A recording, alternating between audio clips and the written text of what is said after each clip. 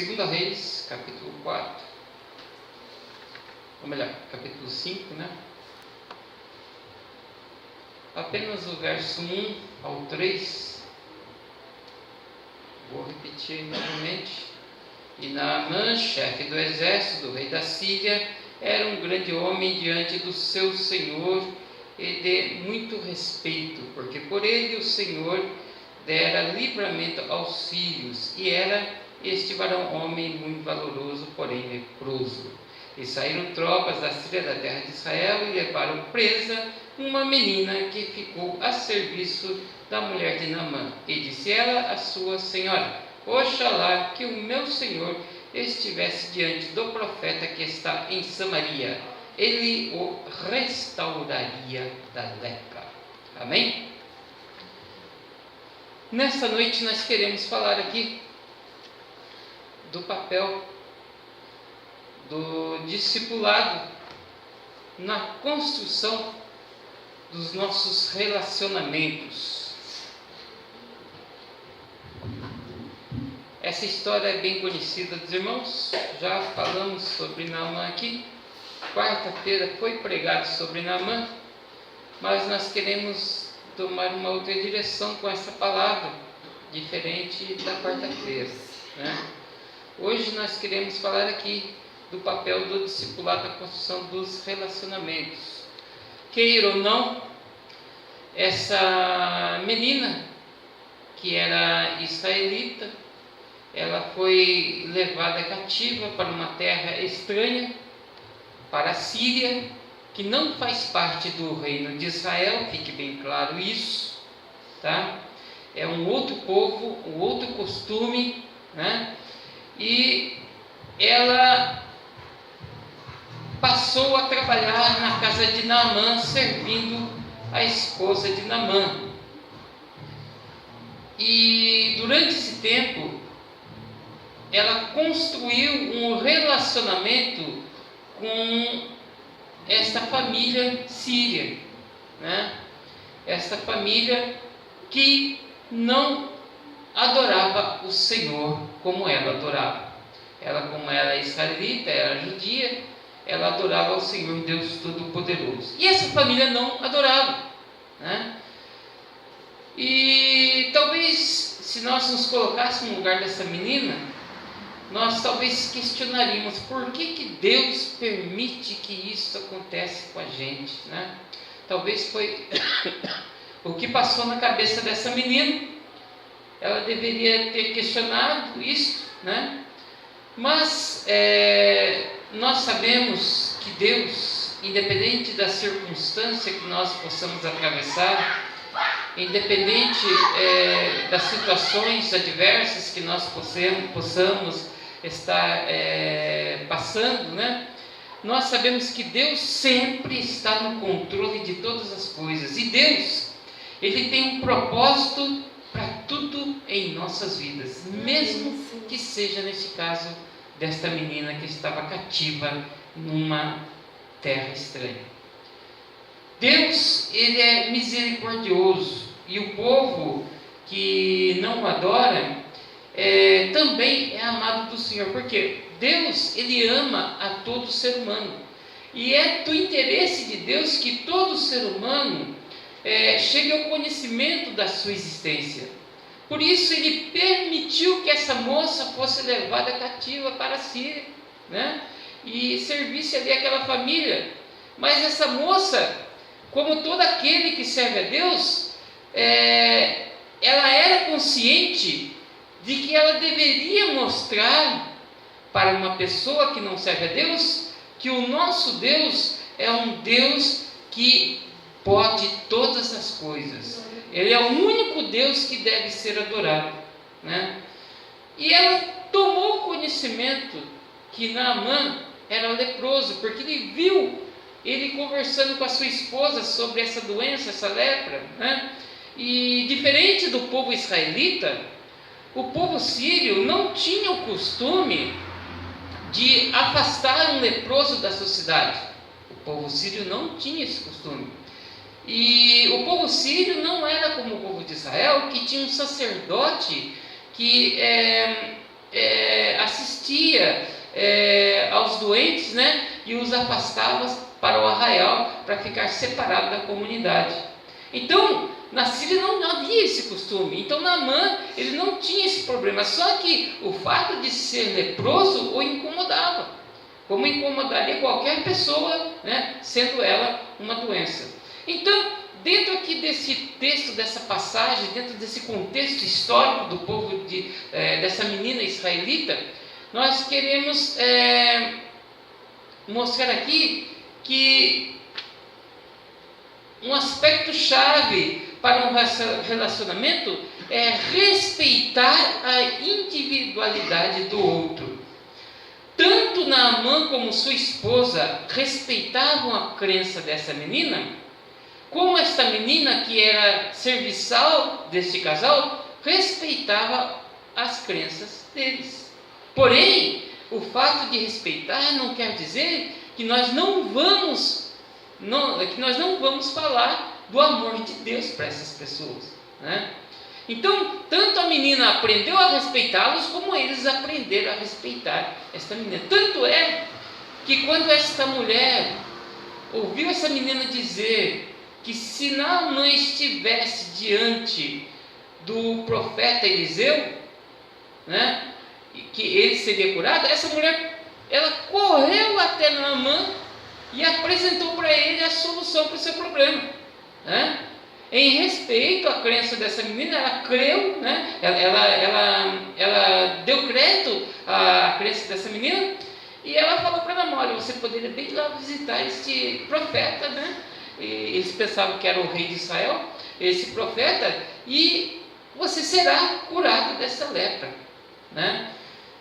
Com muito respeito à crença dela, né? Então Naamã resolveu pedir carta ao seu rei e ir até Israel para ser curado da lepra. Assim como Naamã, o rei também pensou que o homem de Deus que a menina citava era o rei de Israel, né? E então o rei escreveu uma carta e mandou para o rei de Israel, apresentando o chefe do seu exército, Naamã, que era um homem muito poderoso, como nós vimos aqui. Daí nós vemos aqui no verso 5, no verso 3, que a menina, falando isso com a mulher de Naamã, de prontidão, ele aceitou a ideia, né? E foi até Israel, né? Se apresentou ao rei. O rei achou estranho aquilo, mas como é que é esse negócio agora? Você pensa que eu sou Deus agora para curar, para tirar a vida, para sarar alguém, né? Você está procurando a oportunidade para guerrear contra mim, contra Israel, né? Porque não sou eu não sou nenhum profeta. Foi quando Eliseu ouviu falar que Naamã estava lá com o rei e queria ser curado da lepra, quando ele mandou que Naamã fosse ter com ele, né? E Naamã foi ter com Eliseu, só que Eliseu não o atendeu, mandou que o seu servo Geazi dissesse a ele que ele fosse até o Rio Jordão e se banhasse ali 7 vezes no Rio Jordão, e ele seria curado desta lepra. Apesar de respeitar a crença dos judeus, a crença dessa menina, né? Apesar de crer que realmente ele poderia ser curado, Naamã ainda, ele, no seu orgulho, né, ele ainda se sentiu ferido, porque Eliseu não foi atender e mandou que o seu empregado o atendesse, né? Ele ficou chateado e falou e achou uma falta de respeito, uma falta de respeito, né? De Eliseu não atendê-lo e ainda mais mandar se banhar no Rio Jordão. Tanto é que ele respondeu: não existe lá na Síria os 2 rios ali, que eu não me recordo agora o nome, né? Que são limpos, águas limpas, né? Eu poderia muito bem me mandar banhar nesses rios limpos, vai me mandar banhar nesse rio sujo, esse tal desse Rio Jordão de águas turvas, né? Eu não vou me banhar não, mas os seus serviçais, porque ele tinha uma comitiva que eu acompanhava, né? Os seus serviçais disseram para ele: olha, Naamã, capitão Naamã, se o profeta está falando para você se banhar, o senhor já está aqui mesmo. Nós viajamos de tão longe, tão distante, para vir até aqui, já estamos aqui mesmo. O Rio Jordão é logo ali, não custa nada fazer o que ele falou, né? Porque se ele está dizendo, vamos fazer o que ele falou, né? Quem sabe você estará recebendo aí sua bênção e receberá aí a cura para a sua enfermidade, né? E o orgulho não queria deixar que ele recebesse essa bênção, mas como os seus serviçais falaram, né? Ele resolveu então entrar no Rio Jordão e se banhar. E ele entrou pela primeira, segunda, terceira, quarta, quinta vez, sexta vez. Ele viu que não se curava, né? E mergulhou na sétima vez. Diz a Bíblia que ele ficou com a pele como que de uma criança. Bom, essa história aí é linda, é bonita, é maravilhosa, principalmente pela cura, né, que ele recebeu. Isso que é importante, porque muitas pessoas hoje em dia vão para a igreja e vão interessadas em algo. Muitos vão para receber curas, outros para receber bênçãos e outros para, enfim, para diversas coisas. Naamã foi para receber a sua cura e ele recebeu a sua cura. Só que ele ficou maravilhado com o que aconteceu, porque ele entrou num rio sujo de águas turvas e foi purificado, ou seja, foi limpo completamente, ficou com a pele como que de uma criança. E de tão maravilhado que ele ficou, que ele falou para Eliseu, ele chegou até Eliseu e disse a Eliseu: eu trouxe aqui, né, já que eu fui curado, né, eu trouxe aqui várias coisas, trouxe aqui vestidos, trouxe aqui ouro, prata para você, né, um presente pelo que você fez por mim. Onde Eliseu certamente e muito corretamente ele recusou aquelas ofertas que o Naamã trouxe para ele, e o que é certo, né? Porque o que Deus nos dá, nós devemos repartir com as pessoas gratuitamente. Nós não devemos receber nada por conta de orações que nós fazemos para as pessoas, né? O que de graça recebeste, de graça dai, né? Então ele recusou e disse: eu não vou aceitar, você pode levar tudo embora, tá? Eu não quero isso. Quando Naamã voltou para ele e disse: já que o senhor não aceita, por favor, dê ao seu servo um pouco do solo deste país, dessa terra, né? A carga de um par de mulas, pois o seu servo não fará mais oferta queimada nem sacrifício a outros deuses, senão ao Deus de Israel.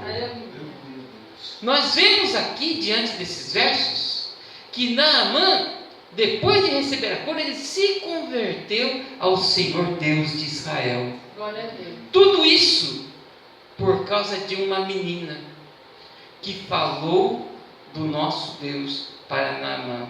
E principalmente pelo fato dessa menina ser uma menina de respeito e que respeitava as crenças de Naamã. Imagina se ela vivesse a vida criticando Naamã e a sua esposa. Aonde que ela aceitaria ir para Israel para receber uma oração de Eliseu? De forma alguma, né? Mas ela respeitava. Mas mesmo respeitando, ela não deixou de falar de Deus para ele. E ele foi até Israel, conheceu o Deus de Israel, conheceu a Jeová e se converteu ao Deus Todo-Poderoso, Criador dos céus e da terra. Ele abandonou todos os ídolos e passou a oferecer sacrifícios tão somente a Deus. Isso por causa de uma moça, né? Segundo ponto, não há como ter um bom relacionamento se não houver prazer em estar junto com a pessoa. Livro de João, capítulo 1, verso 38 e 39. Os irmãos vão ver aí que João Batista, ele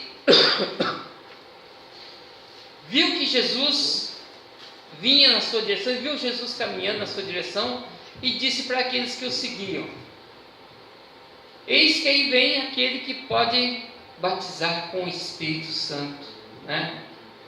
Porque aquele que me mandou batizar com água, né, ele me disse que este vos batizará com o Espírito Santo.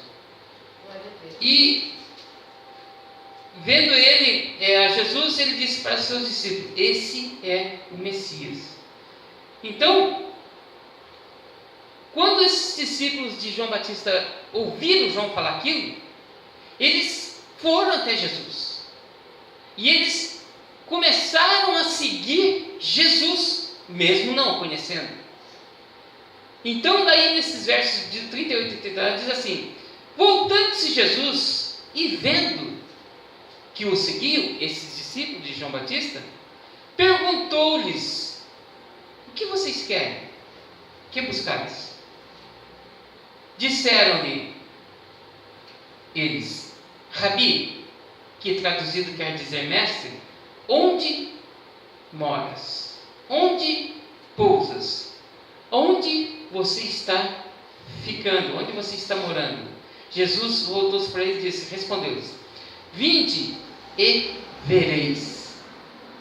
Foram, pois, e viram onde Jesus pousava, e passaram o dia com ele, e era cerca de hora 10ª. Vejam que Jesus nem conhecia esses homens. Esses homens também não conheciam Jesus, mas eles se interessaram porque João Batista disse que ele era o Messias, né? E Jesus, quando viu que eu segui, o que Jesus fez? Olha, vamos lá para a sinagoga adorar a Deus. Foi isso que ele falou? Não foi, né?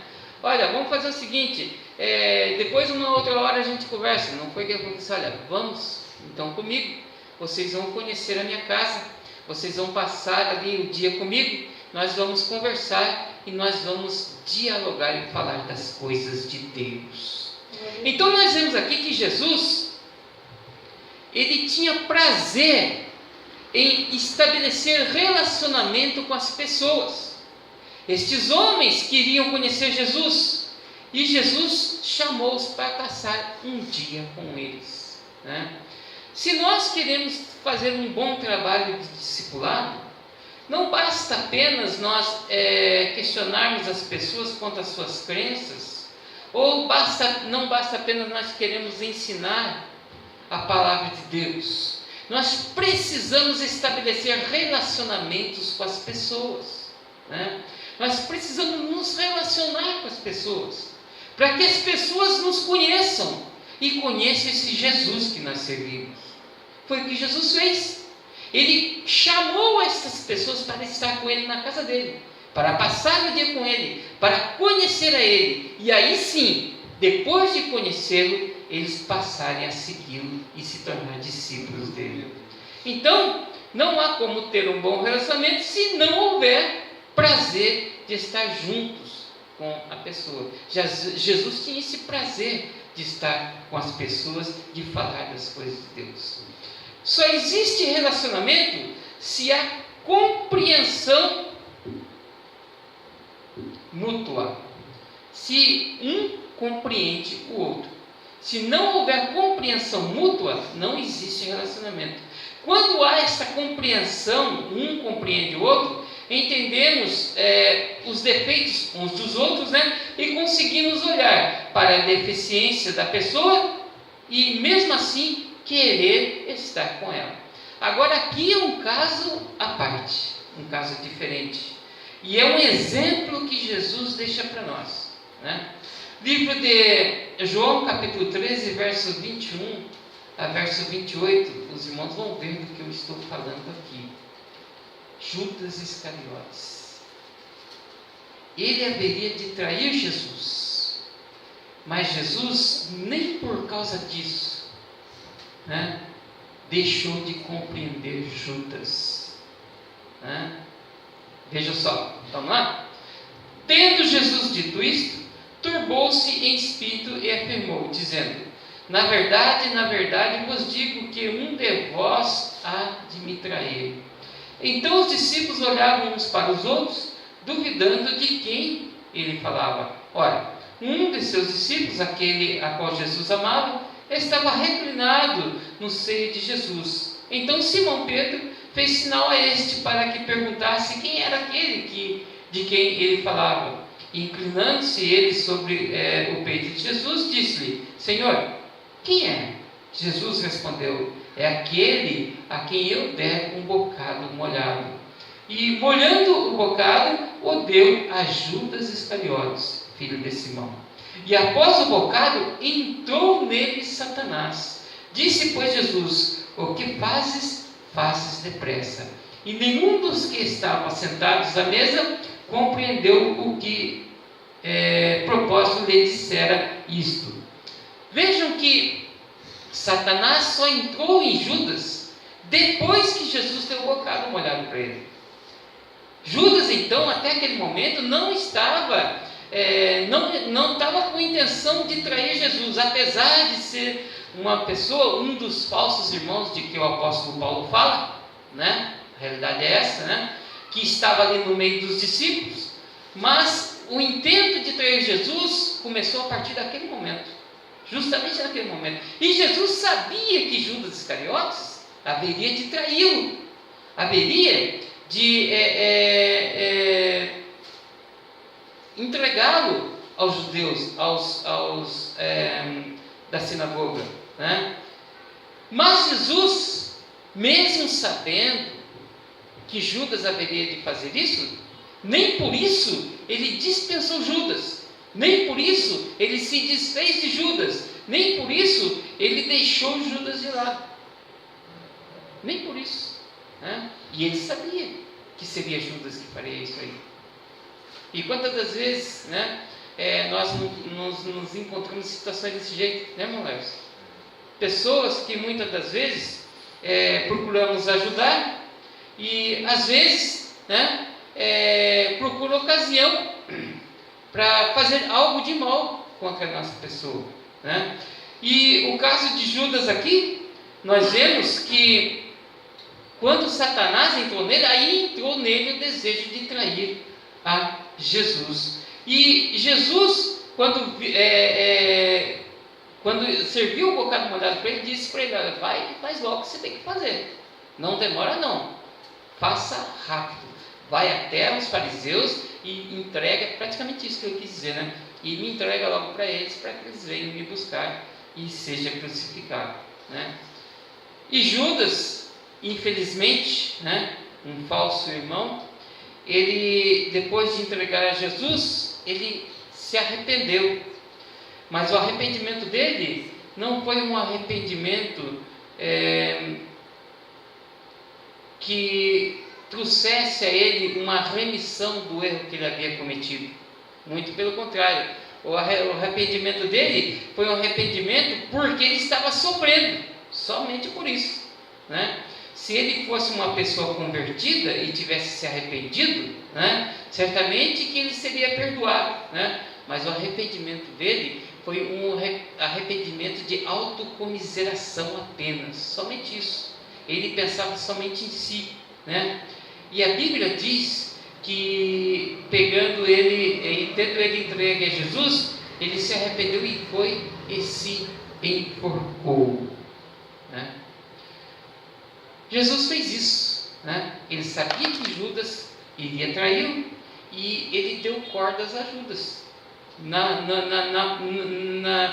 nosso linguajar de hoje seria isso, né? Ele não dispensou, né? Mas deixou seguir normalmente a rotina, deixou seguir normalmente o que teria que seguir, o que teria que acontecer. Ele deu cordas a Judas. Quando você tiver um Judas na tua vida, dê cordas a ele que ele vai e se importa. Fica tranquilo. Amém? Só existe relacionamento quando damos maior importância aos outros e servimos nosso próximo. João capítulo 13, verso 3, verso 5. Jesus, sabendo que o Pai tinha depositado nas suas mãos todas as coisas, e que havia saído de Deus e ia para Deus, levantou-se da ceia, tirou as vestes e, tomando uma toalha, cingiu-se. Depois deitou água numa bacia e começou a lavar os pés aos discípulos e a enxugar-lhes com a toalha com que estava cingido. Jesus, então, ele deixou aqui um exemplo, um pouco antes de ser crucificado, né? De que nós devemos dar importância e servirmos ao nosso próximo. Ele pegou uma bacia com água, pegou uma toalha e começou a lavar os pés dos seus discípulos. Isso era um exemplo de servidão ao próximo que Jesus estava dando. Mas Pedro, que estava ali entre os discípulos, ele não compreendia isso. Ele questionou Jesus: Jesus, por que o Senhor vai lavar os meus pés? O servo sou eu, né? Eu que tenho que lavar seus pés, não o Senhor que tem que lavar os meus pés.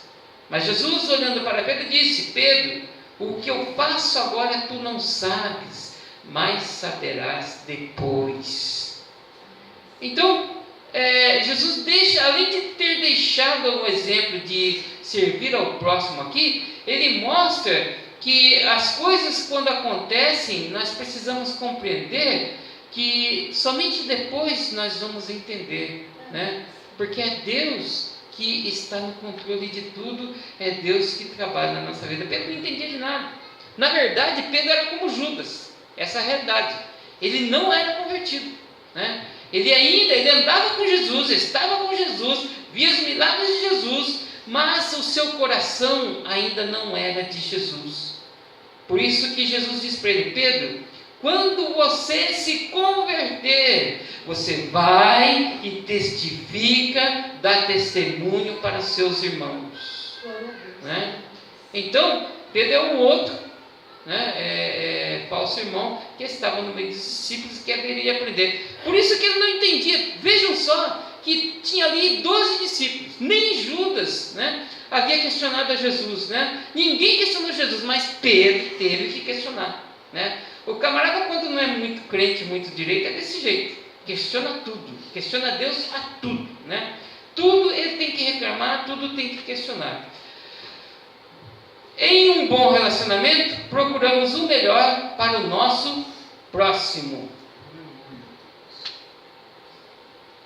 Essa história aqui, ela vem de bem antigamente, né? Desde as muralhas de Jericó.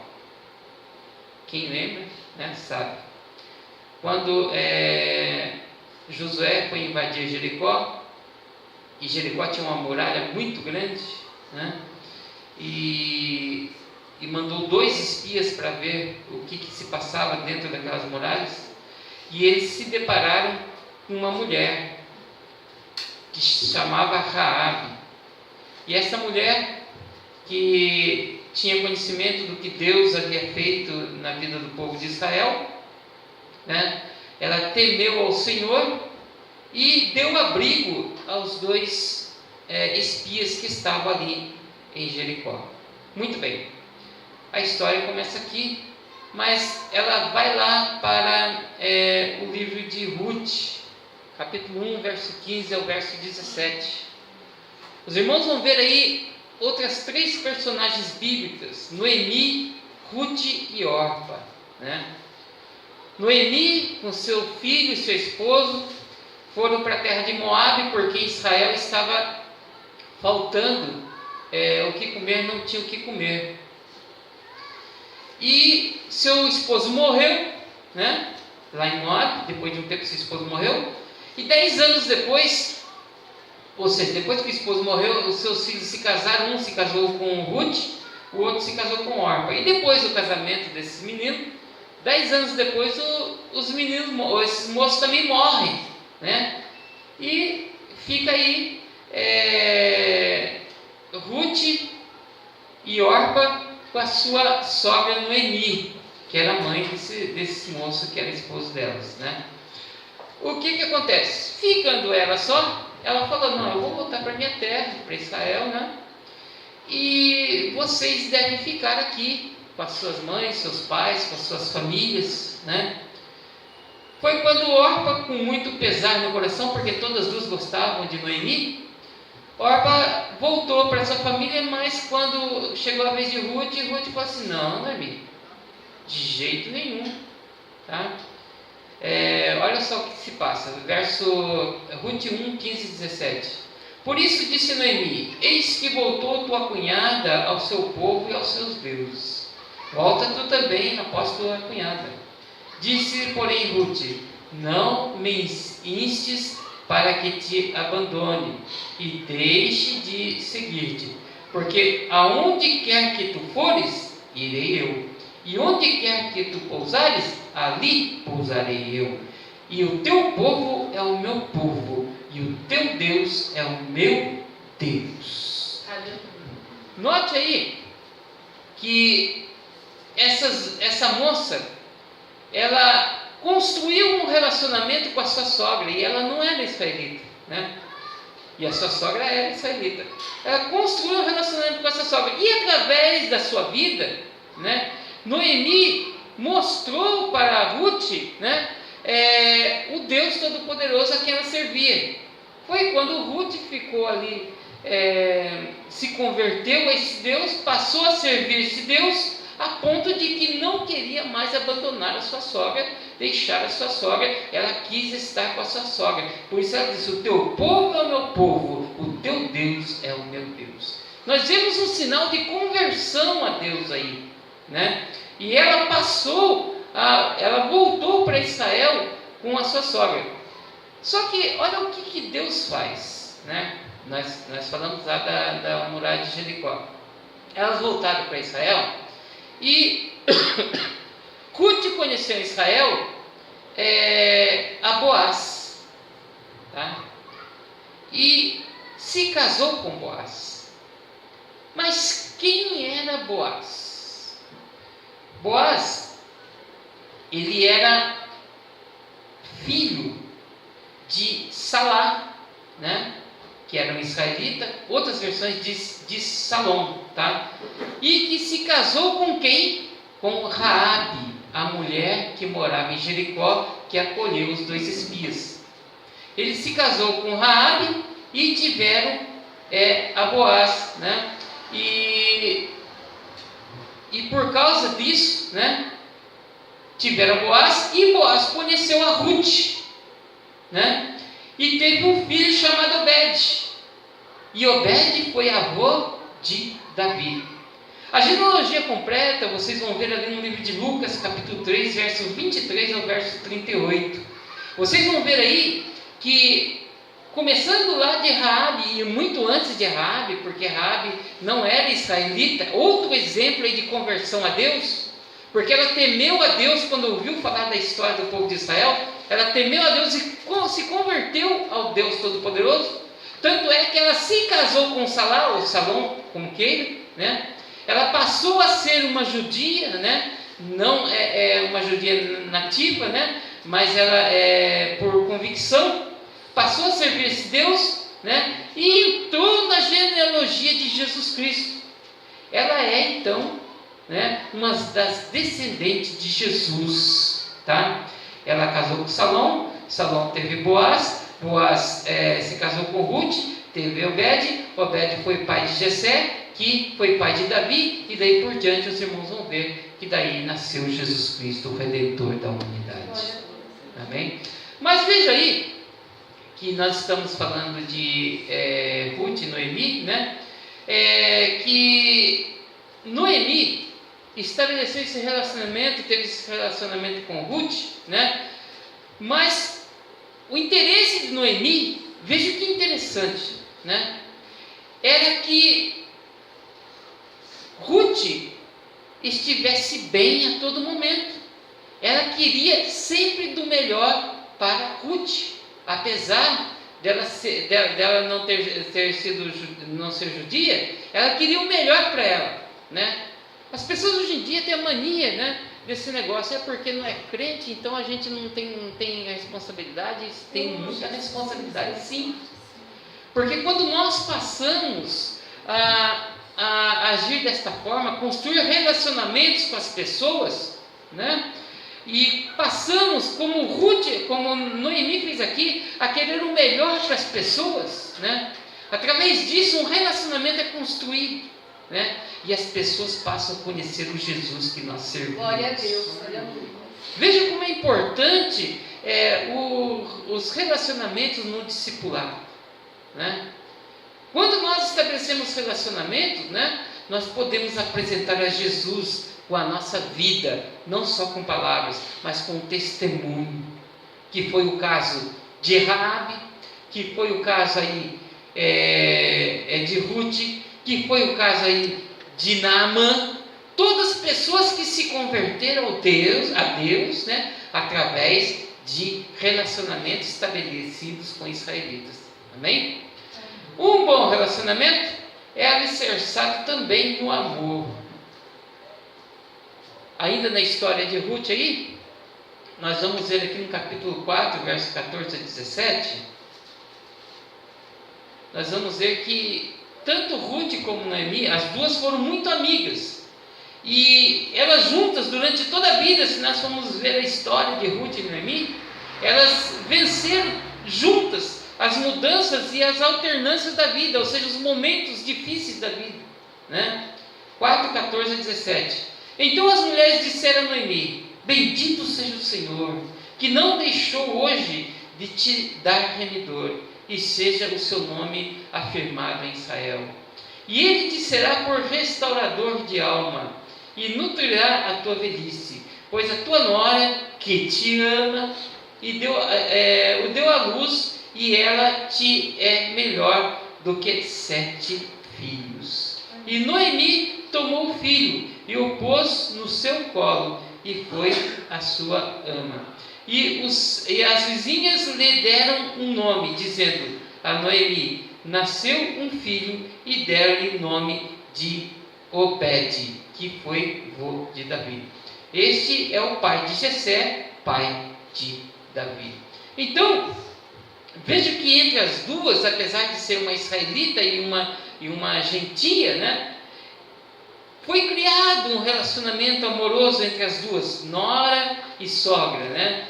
E a nora acabou se convertendo a Deus, né? E foi alcançada aí pela bênção do Senhor e entrou na genealogia de Jesus Cristo. Nossos relacionamentos com os outros devem influenciar para o bem. Aqui entra o ponto principal do relacionamento com as pessoas que não são servas de Deus, né? Nós precisamos, como todos esses que foram citados, né, influenciar as pessoas para o bem. É o que diz aí em Provérbios capítulo 13, verso 20. Nós vamos ver lá que nós nos tornamos mais e mais parecidos com aqueles que andamos, né? Então, não é você que vai ter que se parecer com uma pessoa que não é crente, mas a pessoa que não é serva de Deus, que vai se converter a Jesus, que tem que se parecer com você, porque você é a imagem e semelhança de Deus. Amém? Quem anda com o sábio será sábio, mas o companheiro dos insensatos se tornará mau. Veja aí, a pessoa que nós discipulamos, ela vai estar andando com a pessoa que é sábia. Por quê? Porque temos conhecimento das coisas de Deus, então ela se tornará sábia. Se for ao contrário, né, se nós passarmos a seguir os caminhos da outra pessoa, que não é evangélico, que não é serva de Deus, né, que é um insensato, porque não tem temor de Deus, nós nos tornaremos maus, né? Aí complementa então o último tópico aqui, que diz que os nossos relacionamentos com os outros não devem pôr a nossa fé em perigo, né? É esse que é o cuidado que nós devemos ter, e é o cuidado que todas as pessoas citadas aqui, como a menina que trabalhou na casa de Naamã teve, como os espias que entraram em Jericó tiveram, né? Como o caso de Noemi, que teve todo esse cuidado com Ruth, para não pode ver que nenhum deles passaram a adorar os deuses desses outros, ao contrário, esses outros que se converteram ao nosso Deus, né? Então nós vamos ver 2 Coríntios capítulo 6, verso 14, que diz assim: não vos prendais a um jugo desigual com os incrédulos. O que é julgo desigual? Eles creem em uma coisa, né, e você crê em outra. E se você se prender à crença deles e passar a fazer as coisas que eles fazem, né, aí complica. Pois que sociedade tem a justiça com a injustiça? Ou que comunhão tem a luz com as trevas? Né? Nenhuma. Né? Vejamos aí que em todos esses casos aqui, essas pessoas que chegaram ao conhecimento de Deus, eles passaram a servir esse Deus. Por quê? Porque essas pessoas que eram servos de Deus não se deixaram se influenciar pelos hábitos e costumes dos outros, né? Certamente que os filhos de Noemi casaram com essas moças aqui, a Ruth e a Orpa, porque as duas deixaram as suas crenças e passaram a seguir a crença deles, né? Certamente também que esses espias aqui, eles influenciaram a Raabe a ponto de que ela passou a servir ao nosso Deus, e não ao contrário disso daí, né? Por isso que certamente que também os filhos de Noemi jamais se casariam com essas duas moças, Ruth e Orpa, que se elas não se tornassem servas de Deus. Jamais eles fariam isso. Porque se eles fizessem isso, eles estariam colocando em risco e em perigo a sua própria fé. Tanto é que as leis judaicas, elas ensinam que eles não deveriam se misturar às raças. Um judeu não poderia se casar com um gentio de forma alguma, né? Agora, nesse caso aqui, houve uma conversão, ou seja, uma adoção. Por exemplo, a pessoa não era uma judia nativa, como Raabe, né? Mas ela, por convicção, ela passou a servir a Deus. Aí é outro caso, né? É outro caso. Aí ela passou a se sujeitar às leis judaicas, né? Aí sim, aí eles podem se casar, como foi em muitos casos que nós vemos aqui na Bíblia, de servos de Deus que se casaram com pessoas que se converteram ao judaísmo. Amém? Deus abençoe cada um dos irmãos. Só mais um versículo para terminar aqui. Diz assim, ó: o justo serve de guia para o seu companheiro, mas o caminho dos perversos os faz errar. Amém? Deus abençoe cada um dos irmãos. Nós vamos dobrar nosso joelho agora. Nós vamos tirar um período de oração e buscar a presença de nosso Deus. Oremos por aqueles que estão enfermos. Oremos para que Deus possa acrescentar ao seu povo aqueles que hão de ser salvos. Oremos para que o Senhor faça uma obra neste lugar e para que o Senhor dê força e graça a todos aqueles que fazem a sua obra neste lugar. Deus abençoe.